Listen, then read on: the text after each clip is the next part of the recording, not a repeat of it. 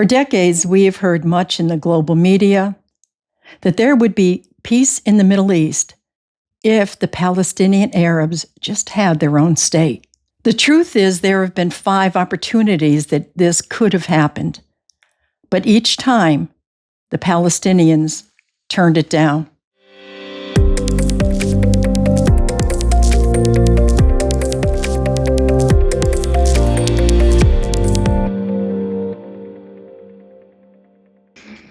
Welcome to Israel Unveiled.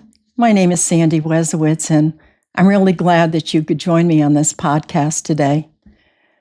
For decades, we have heard much in the global media, from diplomats, on college campuses, and even in some churches, that there would be peace in the Middle East if the Palestinian Arabs just had their own state. The truth is, there have been 5 opportunities that this could have happened, but each time the Palestinians turned it down. And I want to unmask the lie that surrounds this issue. In 1920, at the end of World War I and the defeat of the Ottoman Empire, the San Remo Resolution that was held in Italy with the victorious Allied powers formally placed oversight of Palestine to the British and mandated that it establish the homeland for the Jewish people. Now, this was ratified at the League of Nations in 1922.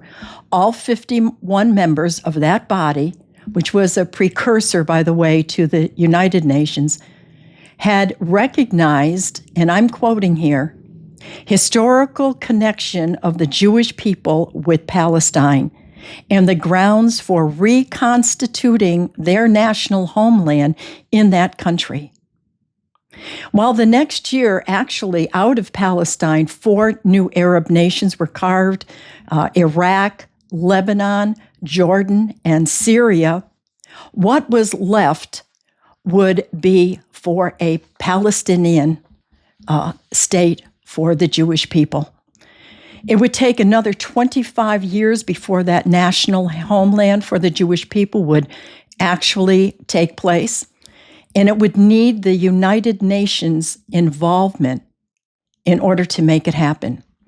But meanwhile, during those years, there was growing tension between the Jews that lived there and the Arabs who lived there.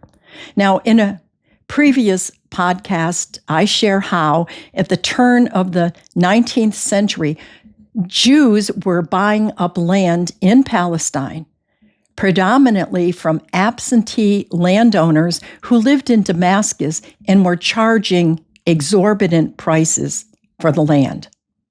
But the cost to turn the land into productive farmland was exorbitant, both in money and the cost of the harsh physical sacrifice of those early settlers. And in the midst of it, tensions between Arabs and Jews continued on the rise. In 1921, 47 Jews were murdered, and 146 more were wounded in Jaffa by Arab mobs. In 1929, the worst of the violence occurred. Arabs attacked 800 Jews in Hebron whose families had lived there for generations.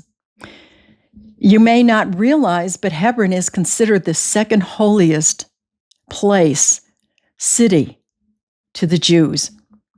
67 Jews lay dead, and survivors found refuge in Jerusalem, practically leaving Hebron barren of Jews for the first time in hundreds of years. In 1935, a British Royal Commission was sent to Palestine to assess the growing tensions. And their role was to propose solutions to the continuous conflict. They eventually would write a 400-page report, and they concluded in that report that the British mandate, as established by the international community, just wouldn't work. They recognized that both groups, the Arabs and the Jews, had irreconcilable ambitions concerning the land.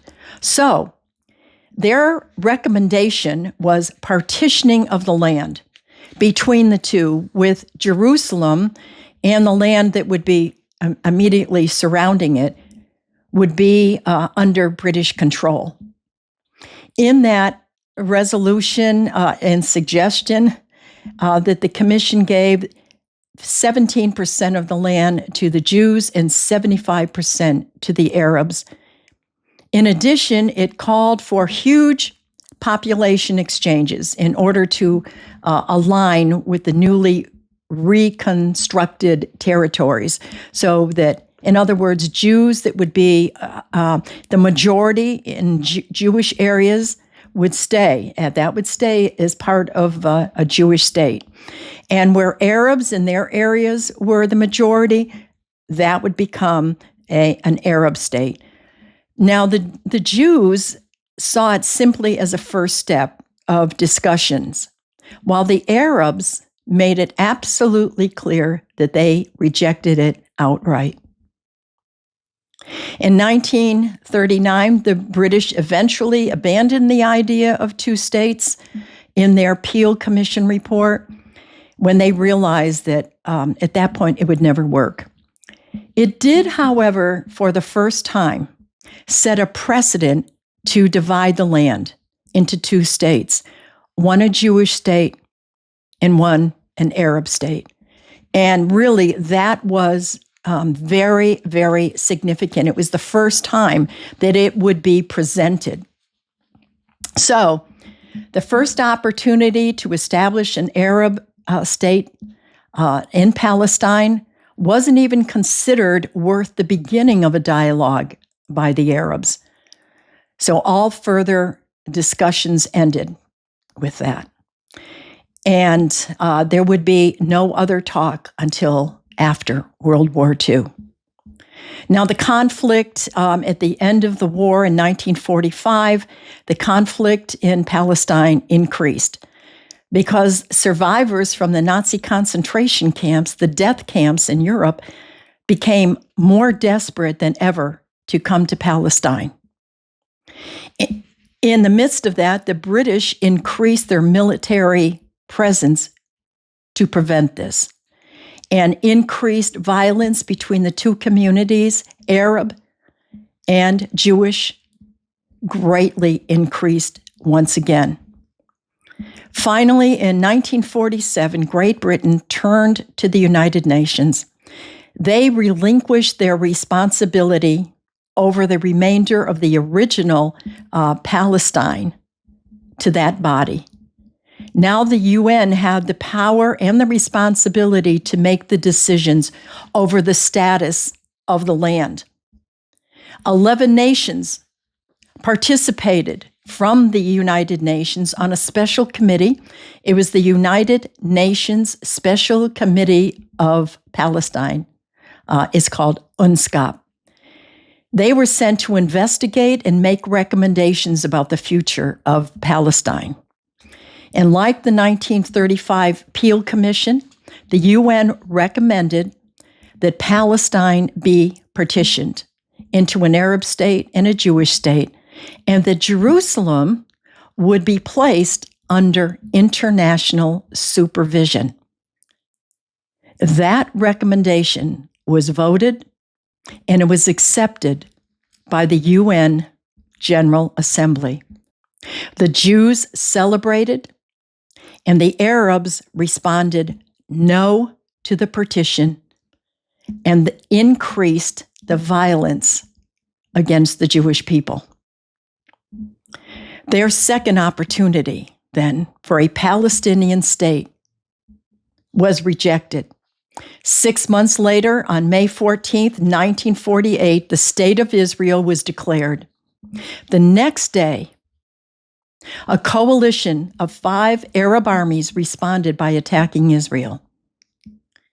You see, the Arab Palestinians had no interest in living in peace side by side with a Jewish state. Just 10 months later, that war would end with a ceasefire agreement. But Israel now controlled more land than what was offered in the UN plan. And the rest of the land that had been designated by the UN for a Palestinian state became occupied land by Jordan.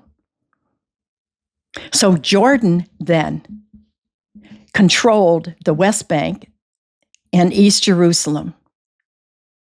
As a result of that war, Egypt took control of the Gaza Strip, plus the Sinai Peninsula.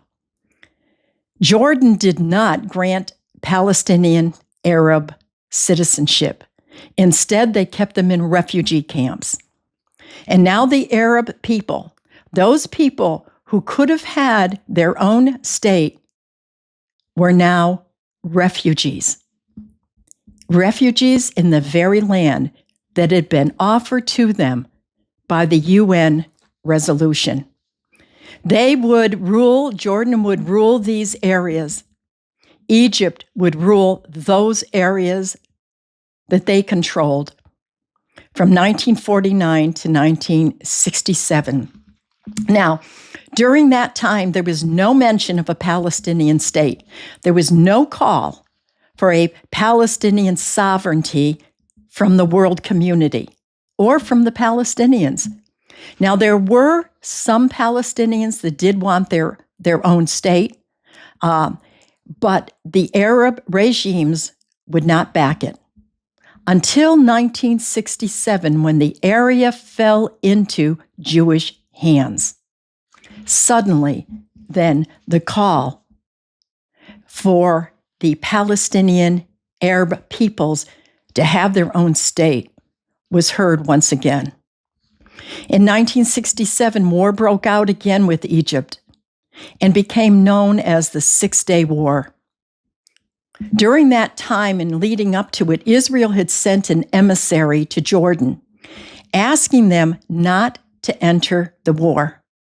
However, Jordan believed the propaganda that was coming out of Egypt, that Egypt was winning on all fronts. They were about to come into Jerusalem.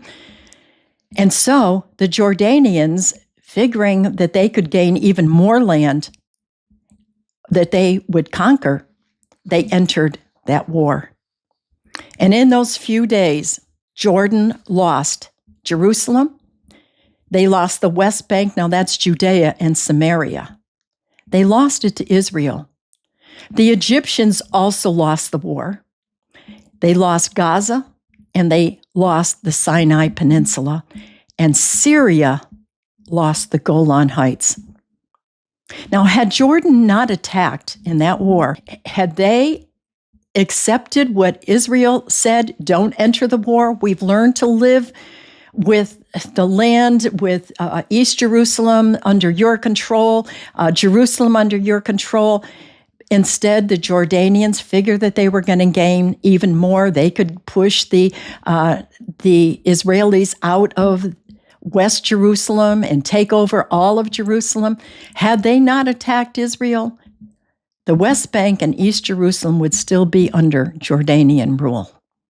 But after the 1967 war had ended, victorious Israel actually offered to return the land that they had won during the war. It's incredible, but this is true. Later that year, as 8 Arab leaders met in a summit in Khartoum, Sudan, they declared this: no peace with Israel, no recognition of Israel, and no negotiations with Israel. This is often referred to as the 3 no's of Khartoum. This was the 3rd time a 2-state solution was lost. This led Israel's ambassador to the United Nations, Abba Eban, declare this: I think this is the first time in history that has happened with the victors suing for peace and the vanquished calling for unconditional surrender. Absolutely amazing. An opportunity lost. I'm very familiar with the fourth offer that was made in the year 2000 because I was with 450 men and women of Aglow at the time visiting Israel. And while we were there, we were reading and seeing on Israeli news that U.S. President Bill Clinton hosted talks. And he invited Israeli Prime Minister Ehud Barak and PLO Chairman Yasser Arafat to come to Camp David for peace talks. The Palestinians were offered the most gracious offer to date. They were offered 96% of the West Bank, 100% of Gaza Strip. They were offered 50,000 Palestinian refugees would be allowed to return over the next 20 years, and billions of dollars would be given in compensation to the Palestinians to help them build and rebuild an infrastructure for a new state. Unbelievable. Yasser Arafat rejected the offer. And within 2 months, he unleashed the Second Intifada, an undeclared war of terror. The next 4 years during that Second Intifada, 1,100 Israelis were killed in terror attacks. And in response, 2 years after that, in 2002, the Israelis began to build a security barrier in vulnerable areas of the country. Did they want to spend all of that money, all of the resources doing that? Absolutely not. But it was imperative that they keep their people safe.